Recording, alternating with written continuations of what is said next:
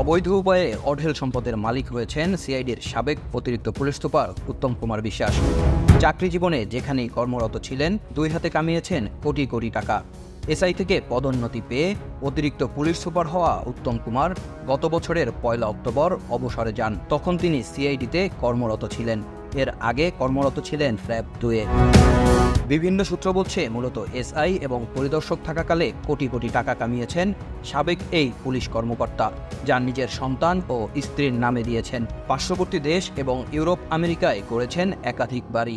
দুদকের জালে আটকে যাবার আগে দেশ ছাড়ার চেষ্টা চালাচ্ছিলেন উত্তম কুমার। তবে বৃহস্পতিবার আদালত তার বিরুদ্ধে নিষেধাজ্ঞা দিয়েছে।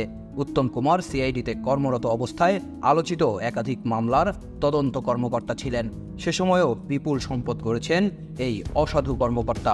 আদালত সূত্রে জানা গেছে, অনিয়ম ও দুর্নীতির মাধ্যমে জ্ঞাত আয় বহির্ভূত সম্পদ অর্জনের অভিযোগ অনুসন্ধানের জন্যই তার দেশ ত্যাগে নিষেধাজ্ঞা দিয়েছে আদালত। বৃহস্পতিবার বিকালে শুনানি শেষে ঢাকা মহানগর সিনিয়র স্পেশাল জজ মোহাম্মদ আশরামস জবলুল হোসেনের আদালত এই আদেশ দেন। এ বিষয়ে জানতে একাধিকবার ফোন করা হলেও রিসিভ করেননি উত্তম কুমার। উত্তম কুমার যেন দেশ ছেড়ে পালাতে না পারে, এ কারণে দেশের সব বিমানবন্দর ও ইমিগ্রেশনকে জানাতে বলেছেন আদালত। এরই মধ্যে পুলিশের বিশেষ শাখার পুলিশ সুপার ইমিগ্রেশন বরাবর নির্দেশনা পাঠানো হয়েছে। মাগুরার মোহাম্মদপুরের বাসিন্দা উত্তম কুমার 1989 সালে এসআই পদে পুলিশে যোগদান করেন। এরপর তিনি পরিদর্শক পদে পদোন্নতি পান। পরে সহকারী পুলিশ সুপার পদে পদোন্নতি পেলে তাকে সিআইডিতে পদায়ন করা হয়। এরপর র্যাব 2-এ প্রেষণে বদলি হন। গত বছরের মাঝামাঝি সময়ে তিনি সিআইডিতে পুনরায় বদলি হন।